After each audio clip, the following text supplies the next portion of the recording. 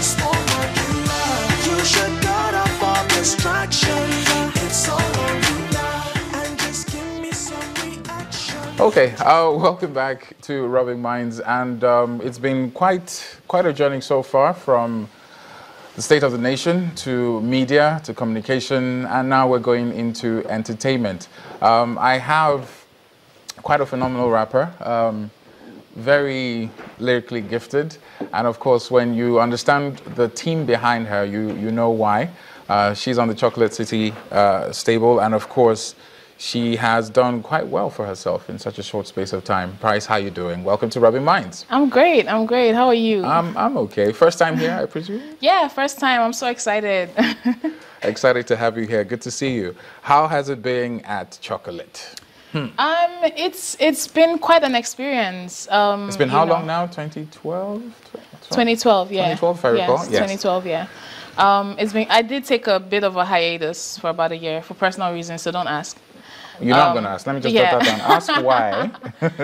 Yeah, okay. But it's been really great. I just have so much. I owe MI and the rest of the team just like so much, and I just hope I know I will make them proud. The chairman is actually not the chairman. How is it working with MI? A lot of people have been like, oh, can he handle it? Can he do it? And I remember watching an interview where Aldo mentioned the fact that you have people like Jay-Z. Yeah. They churn out their albums, but they're also entrepreneurs. Have you seen what qualities have you seen in MI that said, you know what, he can actually do this job? Man, MI, I absolutely believe that he's equal to the task. He's fearless, first of all. He's our fearless. Just turned 22 recently. MI is our brave and fearless leader, you know what I mean? He's bent on taking Chocolate City to greater heights, you know what I mean?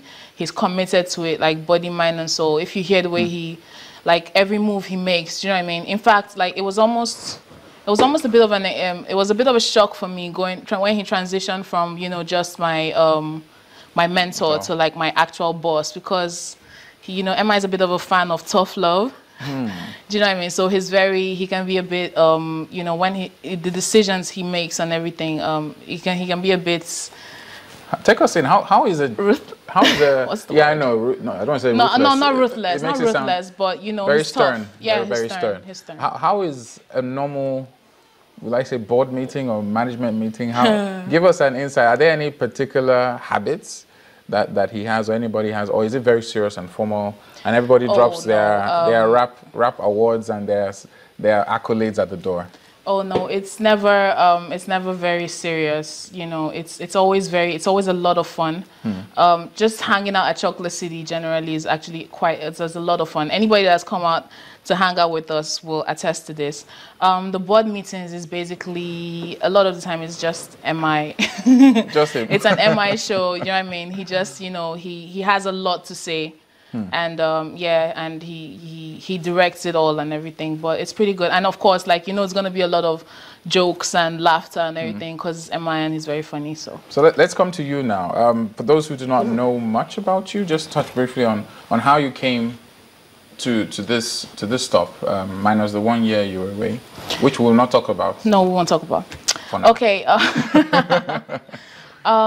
So I graduated in 2011 from Nottingham Trent University, and while I was there, I was putting out music online, Nigerian music, so I got the attention of a few people, including MI, and he contacted me and asked me to join the Chalk Boys. So by the time I was graduating and leaving the UK, I was like, yes, this is it. Like, this is it for me. I'm going to join Chocolate City and everything. Obviously, being such a huge fan of the Chalk Boys at the time. And then I signed in 2012. Is it the call from MI that made you come, or you had plans to come down anyway? No, I absolutely had plans to come back anyway. I was never going to leave and never come. No, I was never going to do that. That was never the plan. Okay. Yeah. Chuck Girl. A lot of names. It's allowed. It's allowed. It's allowed. Yeah, Chuck Girl. I'll take it. Where are you from? Well, actually, it's actually Chuck Boy, because it's the boy stands for BOI. That's bold, original, individual. So we're all Chuck Boys, really. Okay. Yeah. Well, that's a new one. Yeah. But a lot of people want to know what does it actually take to be a rapper? A lot of people stamp that whole "I'm a rapper." Yeah. You know, but Yeah. what are the indices lyrically? Your pace? Should you be able to come up spontaneously? Like if I say, okay, drop a beat, and you don't do that, does it make you less of a rapper, or what are those things? I think when it comes to checking the boxes of, you know, what makes a great rapper, you know, I would say first, you know, wordplay, delivery, you know, the lyrics, you know, how many levels can you take it to? Do you know what I mean? You make sense, right? Fine. You rhyme and you make sense. That's great. But like, how many levels can you? Do you know what I mean? How many levels can you? What's the next level that you can take it to? That's what I think makes a great rapper. So whether you can come up with it spontaneously or not is not necessarily as important as when, you know, you record on the beat. What is it that, you know, you produce? Do you know what I'm saying? And for you, if there was somebody you could, I mean, every artist gets asked this because it gives us an insight as to where you're coming from. Yeah. Female rappers out there, abroad, home, Yeah. which two would you say you're still working towards that? Because there's still a lot of work to be done. Yeah, no, there's so much work to be done. You know, I always say this.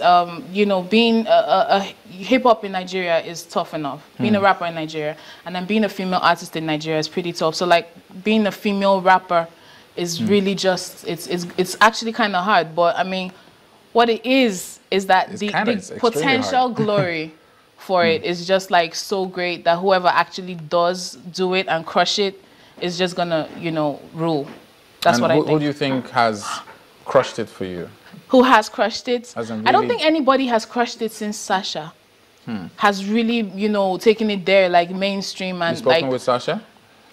Oh, sorry? Sasha, have you had one-on-one with, have you? Oh yeah, no, absolutely. Sasha is amazing, and she's always really sweet, you know. She always has like so many words of advice and everything. So shout out to Sasha, she's great. Nobody since Sasha. Have you had attacks? People saying you're not really up to it? People I have, saying, of course I have. How But do it's you take allowed. How do you take that?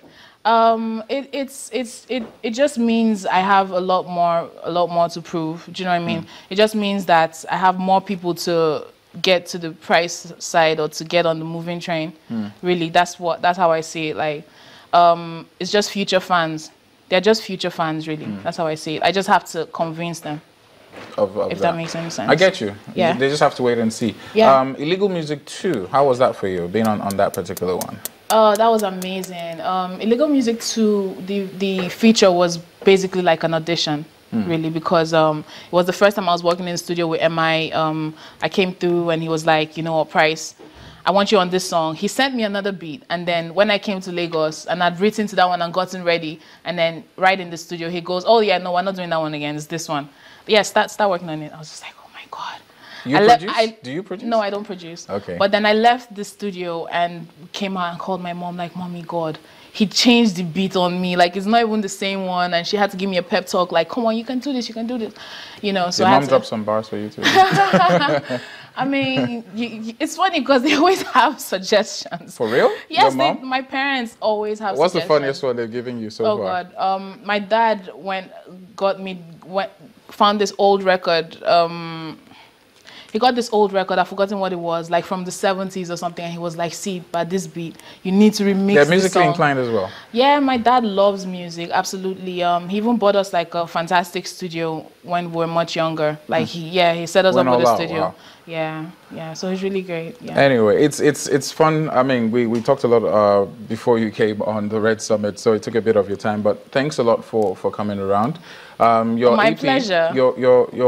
There's something coming up very soon? Yes, right. So like I mentioned, I've been away for a bit, you know, and during this time I was working in the studio and like refining my sound and everything. So the price tag is Let's my have EP. something from that. Oh. Drop something quickly. Okay.